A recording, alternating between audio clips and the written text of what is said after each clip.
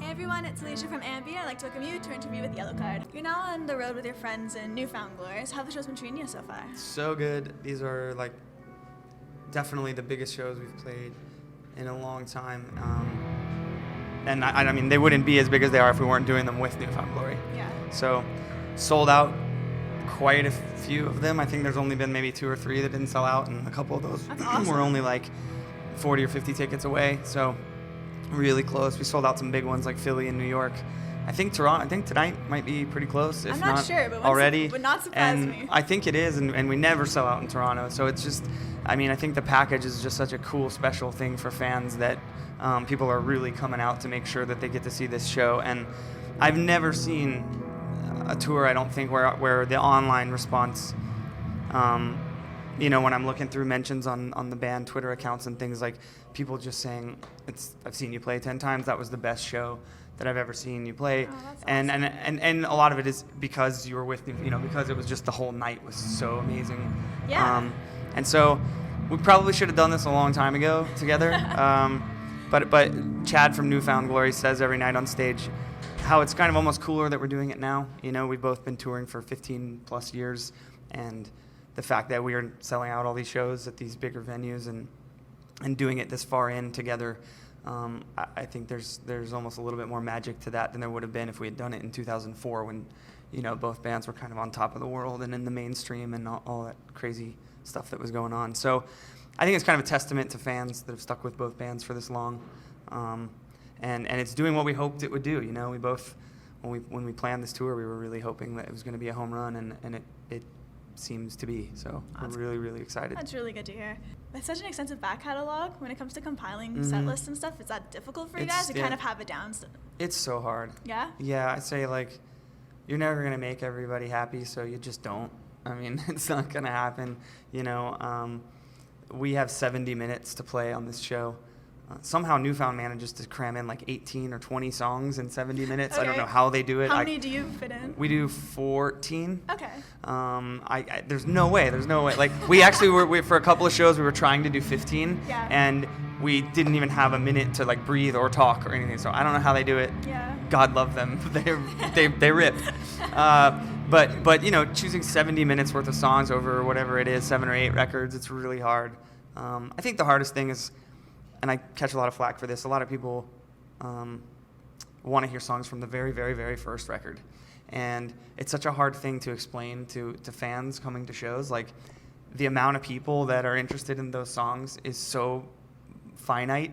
It's like, we don't want to feel like we're like turning our back on original fans, you know, people who've been there the whole time. But if you could explain it to them from a perspective of being on stage and like looking out on the crowd during the show, and you play one of these ancient songs, like, you know, 16-year-old song, and it just kills the vibe. I mean, there's just not enough people who are connected to that record, and you know, and in fact, so many fans that are coming to a lot of these shows, like their first Yellowcard record was When You're Through Thinking, Say Yes in 2011. Yeah. You know, they went back and bought Ocean Avenue and Lights and Sounds and the older records. So that's the biggest challenge, I think, is catching flack for not playing stuff off the very, very first record. But we've tried it time and again, and it just never works for the show very well. So that's a bummer because, I mean, I wish it did work, but I promise it doesn't. It's not a personal thing. And I'm sure my explanation isn't good enough, and the diehard fans are still mad at me, but I'm sorry. What can I do? But this set list we are really, really excited about. I think we've really done a good job covering all the records and getting to throw in a few new songs from Lift a Sail, too. And seems to be flowing really well, and we're loving it. Nice. Well, there's been a lot of talk on your socials lately about how much you're enjoying all the venues you've been playing. I know you've done some shout-outs for specific ones, but are there any favorites coming up that you look forward to playing, venue-wise or even city-wise? I think the one that I'm really looking forward to is we're going to be back at the Wiltern in Los Angeles, and that's a really special venue. It's a really famous, classic venue with a lot of history in Hollywood and Los Angeles, and it's big. It's a big room. Like, we definitely couldn't do it without Newfound. And we haven't played there since 2006, I believe. And so it's kind of like a really cool thing that we're getting to be back in that room. It's just such a special room. And our LA shows are always so good. Anaheim is always just a total, it's just insanity. that was kind of like, Orange County was kind of a home away from home for us when we left Florida in 2000. We moved west, and the first shows that we started playing that really were like gaining traction and people started coming to were in Orange County. So whenever we go back there and play, it always kind of feels like a hometown show, even though it's not our hometown. Yeah. So LA, Anaheim, really looking forward to. Chicago, we're doing 2 nights in Chicago, and that show is always off the chain too. Such a good city. Yeah, really excited about that. Those fans are just hardcore, so that's really fun. And last night in New York was really surprising. Love you guys, New York. Love you. Always gonna play in New York, but every show on earth goes to New York. Yeah. New York fans can tend to kind of be like, okay, cool, it's another show. We're here, we're supporting, but we're here, and I think that's the vibe. And last night the vibe was just total chaos the whole show, Yeah. and we were very surprised and very grateful. So New York was awesome, and got to play a show in our hometown in Jacksonville, which we haven't done since 2011. And those people were not happy with us that we had taken so long to play. But the show was incredible. Yeah, of course. It was incredible. Like, you could tell that they were waiting. So it's great. Awesome. Well, on the music front, Lift to Sail was released last October. So meaning that it's been about a year now since the release of it. What's next on the music front? Anything kind of being conceptualized? Or? We don't really write on the road. We write music usually when it's time to make a record. We kind of try to keep it all in one sitting. I think we feel like when we write that way, the record's a little more cohesive. Like all the ideas kind of came to life together. So after this tour, we're going to be off for a pretty long time. I'd say probably like 6 or 7 months off, or I don't know. So in that time, I would like to hope that we're going to talk about making a new record. Nice. Well, just outside of touring, which is pretty exciting, another exciting thing for yourself is you just finished this crowdfunding campaign for the Lone Tree recordings. We're going to do a separate EP. So how was that going over?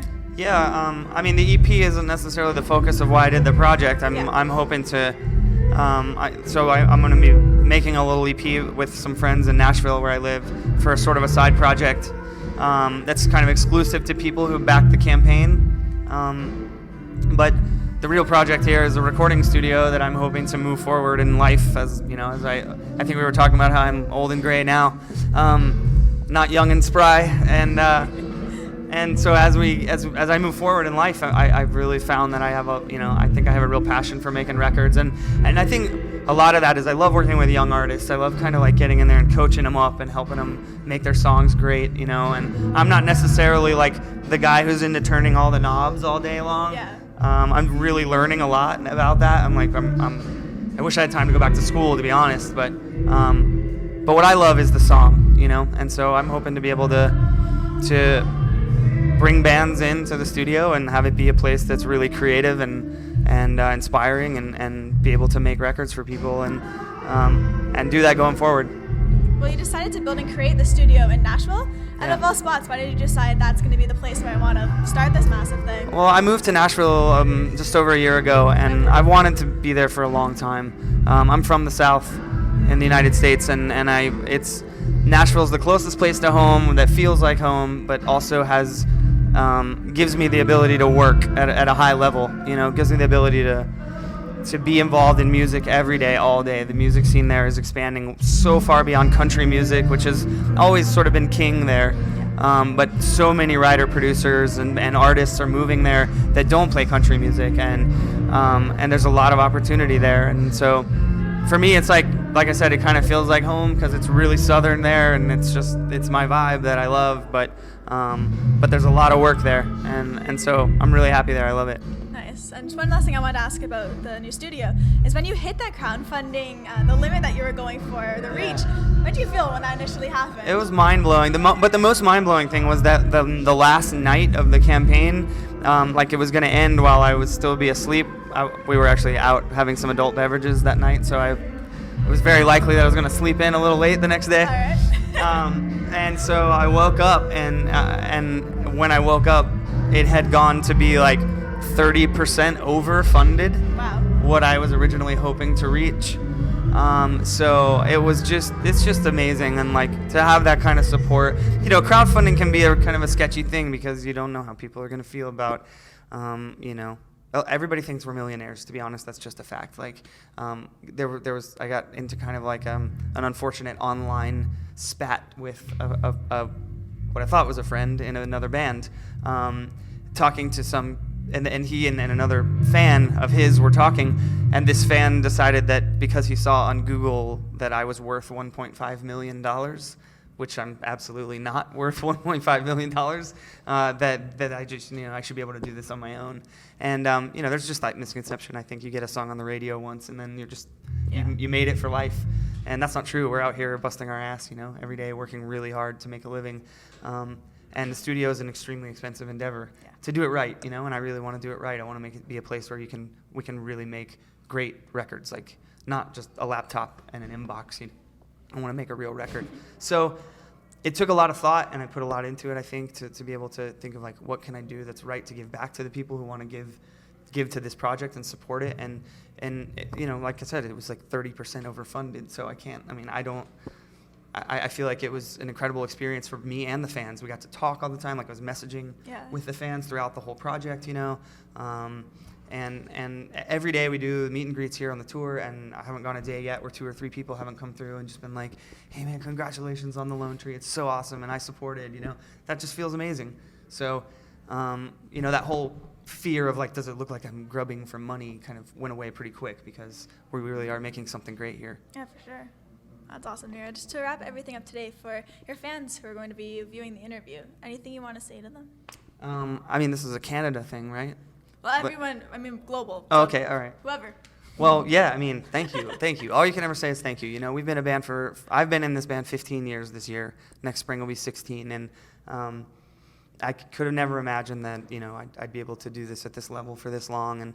And this tour is just such a testament to you guys, the fans, and to the longevity of the band. And it's amazing to be out here and looking forward to the future. Awesome. Congratulations just on the studio. Thank you so much. Everything you guys have accomplished. Thank It's been you. Really cool to just make this happen, since I've been listening for close to a decade now. Yeah, so awesome. just thank you very much. You're welcome. My pleasure. And remember, everyone viewing, you can visit us at amusicblog.com for exclusive interviews, features, videos, and so much more with your favorite bands. See you next time.